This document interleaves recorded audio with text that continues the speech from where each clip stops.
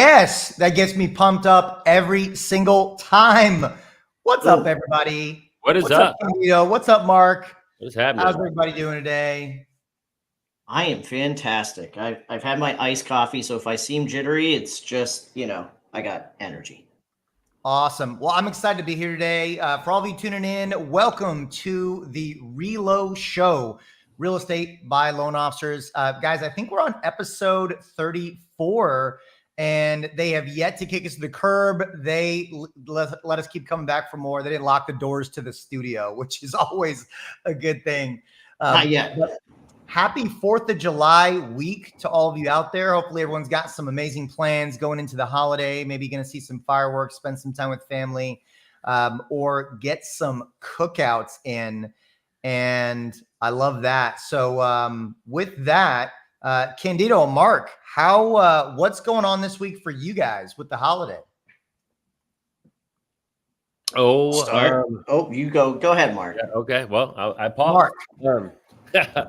4th of July for me definitely means cookouts. It means pool parties, and it means being on a boat on the lake. So that's actually how I plan to spend Thursday, Friday, Saturday, and Sunday. Yeah, for sure. I'll be out on the lake for 3-4 days. Nice. Mark will be on a boat. So for me, I'm excited. My daughter, it's her birthday tomorrow, so we'll be celebrating that. Cool. And when it's a kid's birthday, it pretty much goes at least an entire week.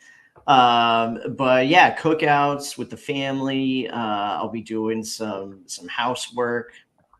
There's always something to do. So how about you, Sean?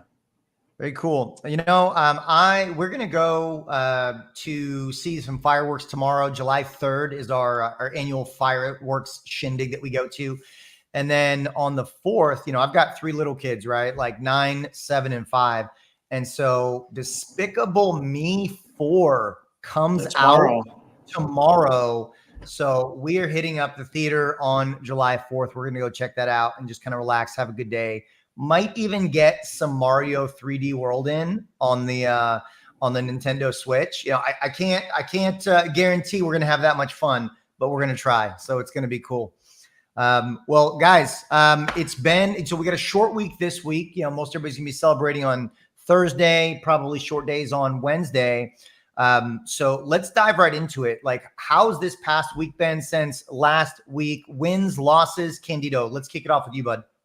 Yeah, so it was quite a week. We ended up having our NAREP Central Massachusetts Gala officially installed onto the board of directors there. So I was excited. It was a pretty good turnout, especially given it was on a Friday. So that's definitely a huge win. Not a ton of losses, but another win. As you can see, you don't see my Believe sign in the background in some new office space. So for me, that's a huge win. We're in downtown Worcester, right in the middle of everything. So exciting times for us. Candido, I need you to don't stop believing, please, sir. I need that Believe sign back in the new office ASAP. Don't worry, it's coming. Very cool. Mark, man, wins and losses for the week. How are you looking? Well, outside of the fact that I will also be watching Despicable Me at some point this week, I will count that as a win. Not a whole lot of losses. I hate to keep bringing this one up, but I will, since I need a loss. I lost another loan to a builder.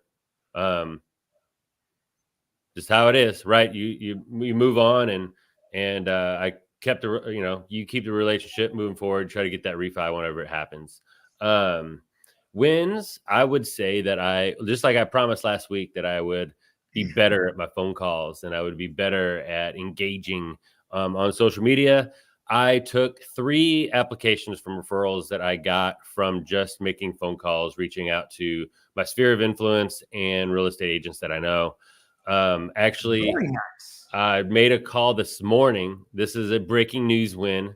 I made a call this morning, and he goes, "Hey, I'm glad you called. I need you to fix something for me." right? And this is the type of guy where I have to ask, hey, personal or professional? And he said professional. And I took an application from a guy that another lender couldn't, that, that pretends that they are the veterans lender. They rhyme with United. Um, and they denied him after giving him a pre-approval, shockingly enough. So The nerve. application's coming in today. I don't know, maybe I spoke too soon. I haven't looked at the applications yet, but I wouldn't have given a pre-approval on a loan that I couldn't do. So we're off to a good start. That application is coming in as we speak. And as soon as we get off the show, hopefully I'll be helping a veteran get into a home after being denied by another lender. Very cool. Very cool. Well, guys, for me, big, I had a win this week, actually yesterday. That was a year in the making. So I've been married for 11 years. And last year, my wife and I and the family, my wife's from Cambodia. We took a trip back to Cambodia last year. And somewhere along going to beaches and traveling around the different parts of the country, I lost my wedding ring, and I was, oh yeah, it was bad. Like I remember that. I'm sure that went over well. That's been a shitty moment of the year. So lost my wedding ring, and we haven't really prioritized getting a new one, and much to the chagrin of my wife, and much to the reminder of every other day, it's like, hey, so you're not gonna be married today? Hey, you're not gonna be married today? It's like, well, I was like, I'm still married, I promise. So anyways, long story long, we actually went out and replaced it. So I am back. I am back officially off the market, and my wife is happy, and all is right in the world. So my win this week was replacing that wedding ring. It took me a year to do it, but it has finally happened. So all good things. Man, like Mark, man, not a lot in the loss column. I would say that if I needed to pick out a loss, yesterday was also a loss for me in the fact that I just didn't get enough activity. I didn't get all the activities that I wanted to get done. I got to the end of the day. I looked back and I was like, I feel like I could have put more effort into the day. I could have gotten more done. But today's a new day, and I'm ready to hit the ground running and crush it today. So I'm excited. Guys, so let me ask you a question. Let me ask you guys a question. Okay, so we got the holiday coming up, right? We're going to have family gatherings, social gatherings, lots of fun stuff, excitement, lots of conversations. And so have either of you ever been to a social gathering, not like a networking event, so to speak, but a social gathering, a family gathering, a holiday gathering, and nobody really wants to talk to you because you just can't stop talking about real estate? Have you guys, that ever happened to you guys? Well, not because of that reason, but yeah, many other reasons. Plenty of reasons people use not to talk to me. Right. Yeah. No, not really, but hey, there's always could be. I'll tell you, this doesn't happen. This happens to me in between holiday events and social gatherings. We were around a couple other people the other day, and my wife's like, yeah, we're going to sit a little bit further away from my husband because he is bound to just talk people's ear off about real estate. And so today we're talking cookouts and convos. Cookouts, how not to be ostracized at your next social event. We in the industry, whether you're a real estate agent checking us out, whether you are a loan officer, we're in an industry where we're passionate about what we do. We love talking about real estate. We love talking about lending, the economy, some of us, and it's really easy to go down that rabbit hole. So we thought today we'd talk about how not to get ostracized at your local social gathering, how to bring up these topics in a way that's not going to get you cast aside. So Candido, you're a hyper conversationalist, and I got to imagine that you bring a lot of energy to your social gatherings. So how do you accomplish this sometimes insurmountable task? Yeah, so I'm glad you asked. So this Kind. coming weekend definitely going to be talking hot dogs and homes. It's one of the it's one of those things where you just can't help it, right? When people ask you how it's going, at least for me, it always, well, how's the market? And I try to keep it pretty basic. I find the more that you kind of dive into the weeds, the more you will be shunned and shut out. So for me, I try to keep it very basic, very, it's not something where, well, the Fed is meeting tomorrow and blah, blah. It's like, look, just chill out.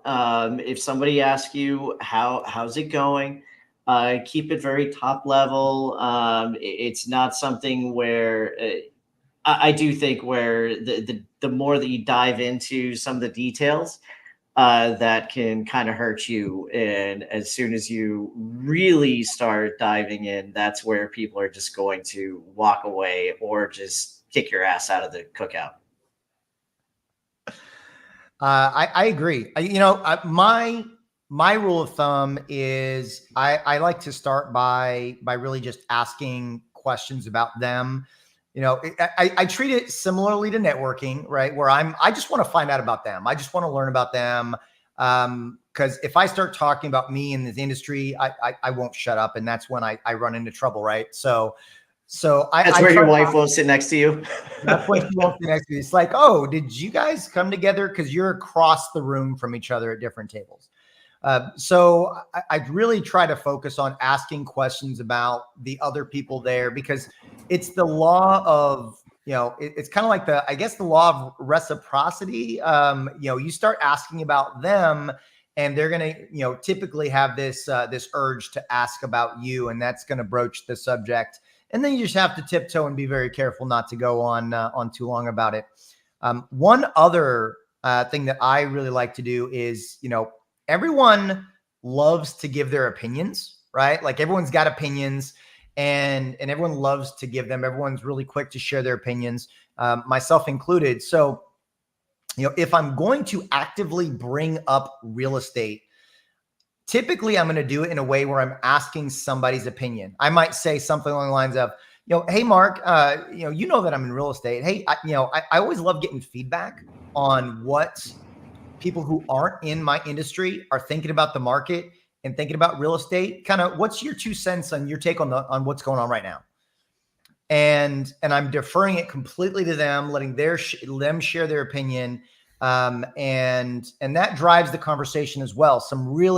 What I found to be some really easy ways to have conversations around real estate with those that we're surrounded with, and without coming across too slimy and only focused on one thing.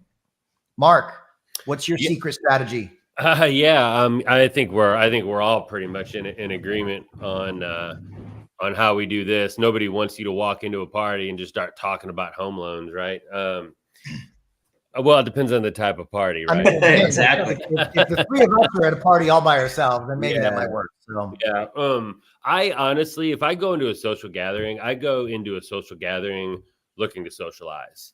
Um, if I try to drop anything with and like intentionally without being asked, it's normally just a very generic real estate or mortgage industry, just a quick one liner to make people, just like my sphere of influence strategy, just to catch people's eye. Oh, yeah, he's in the mortgage industry. Oh, yeah, he's in the real estate industry. And that's the extent of what I'm going to do in a social gathering unless provoked. you don't walk up to people and be like, "Hey, do you have any cash out needs right now?" Like, Right. Yeah.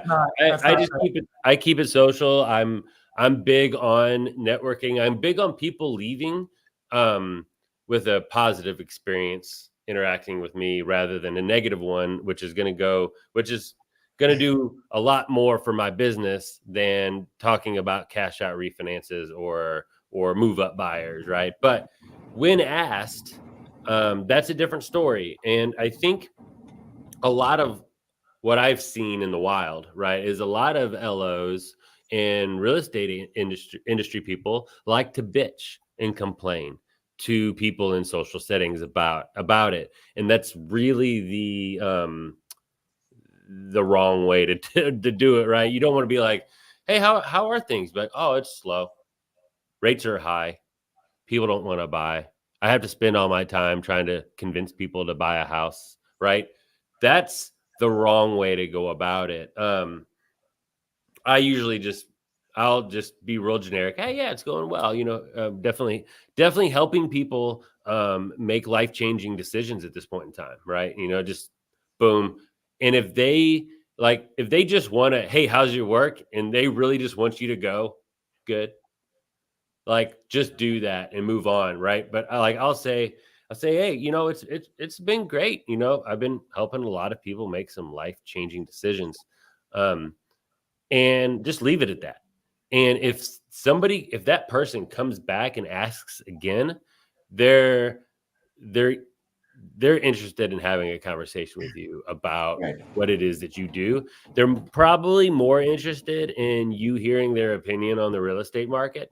But if they're going to share it with you, if they're going to share it with me, I'm going to tell them when they're wrong.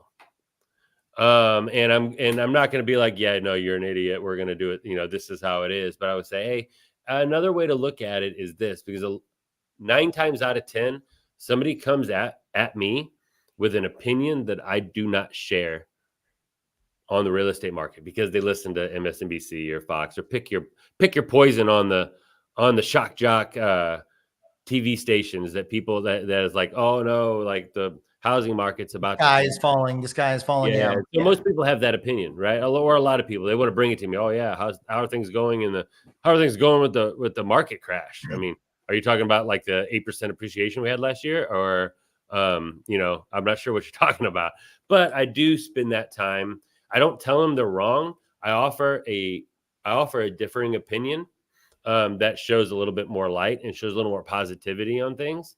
And depending on my closeness with them, I might follow up with them after the party.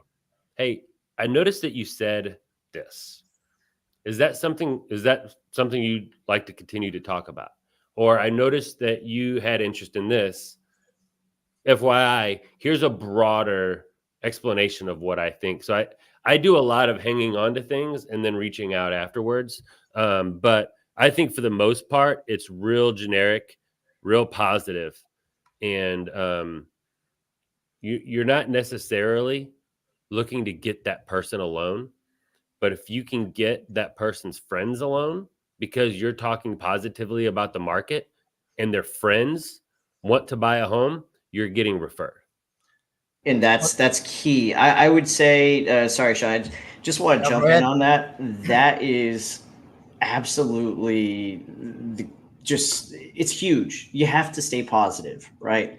Especially right now, everybody's opinion about real estate and the market, it's all crap for the most part. You're always going to get that negative take, and it's exactly like you said, Mark. Usually, it's from whatever media source that they hear it from. So I think our job truly is to stay positive. Like, as bad as it may seem to people, I just helped this 24-year-old couple get into a house with a down payment assistance program. It was awesome. They really didn't have to spend any money out of pocket, and even that might be diving in too much. But it's all about how you spin it, all about keeping it positive. If you're not going to keep it positive, you probably shouldn't go to the cookout in the first place. That's my opinion. Should probably stick yourself in the corner at the table that nobody else did. Something you said, Mark, really, triggered a thought in my head also. And again, this applies to, networking events, but, when going in social settings, being prepared to be interesting. And so what I mean by that is when somebody asks you what you do, you really shouldn't just reply with, oh, I'm a real estate agent, or, oh, I do mortgage. Mm-hmm. Right? Like that, Yeah. that doesn't inspire them to go, oh, tell me more, right? And that's, I mean, and that's really what you want to happen when you enter into a conversation with somebody, is you want them to be interested in your thoughts and insights and conversation, and likewise, like, you want to be interested in theirs. So when somebody asks you, and I think, gosh, maybe it was I want to say it was Rene Rodriguez. He talks a lot about storytelling. So for all the you on here that don't know Rene Rodriguez, make sure you go check him out, follow him on social. But he talks about storytelling. And so having a short story about what you do, like how you got to where you are, how you do what you do, I think is an impactful way to draw that interest from anyone that you're having a conversation with. So instead of just oh, I do home loans, or I do real estate, I help people buy houses, even more than just an elevator pitch, having a short story that kind of paints the picture of how you ended up, how you ended up doing what you do. And what's unique about that is it also gives you an opportunity to leave breadcrumbs for other aspects of your life that they might resonate with and they might ask you about, right? If I just said, oh, I do mortgage and that's it, there's not a whole lot for them to keep the conversation going based on, versus if I talk about my journey into mortgage, I spend 60 seconds, 90 seconds talking a quick story about my journey into mortgage and how I got here. I may say something, oh, I was in programming for a while. Maybe they're in programming, or they have, they love programming, and all of a sudden they start asking you about that. And it becomes a more in-depth conversation versus a surface level conversation. Because surface level conversations are all fine and dandy, but really the way that we build relationships is going below that surface level. That's kind of my thoughts on how we can really create more in-depth conversations and build relationships better at social events. Candido, thoughts, man? How about go ahead. Go ahead, Mark. I prevent homelessness amongst our city's children. Is that better than I do mortgages? That's a unique perspective, Mark. That's a unique perspective. Right.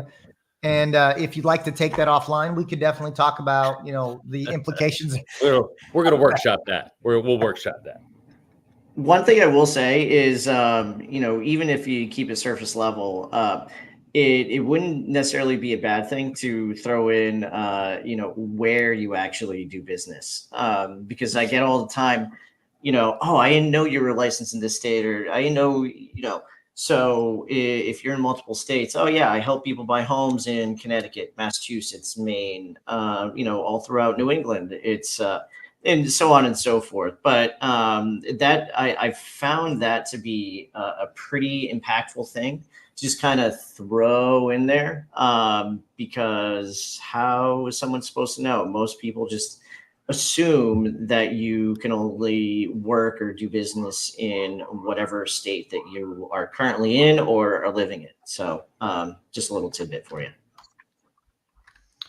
Man, I agree. And I think everything that we've touched on is fantastic. And going into the holiday, going into all the social settings that we're going to be in this week, this weekend, I think all of that is helpful. Now, at the end of the day, we're in a relationship business. Whether you're a real estate agent, whether you're a loan officer, we're in relationship business. So going into these social events, we're talking a lot about mentality and how to approach them. But like Mark said, go into them to be social, right? Go into them and just get to know people that maybe you don't know.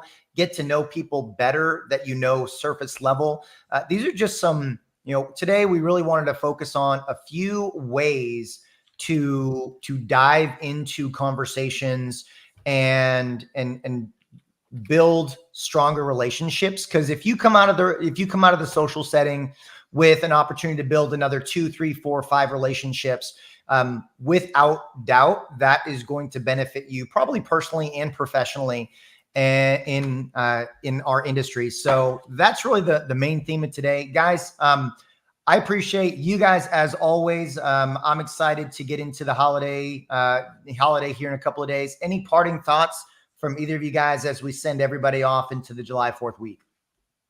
The person with the most friends wins. So, like we've been kind of echoing this entire time, just try and be friendly, and you know that should do you pretty well.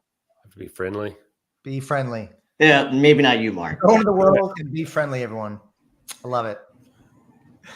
All right. Thanks to you, everyone, for joining us today on episode 30. What I say at the beginning, 34 of the Relay Show. I can't count that.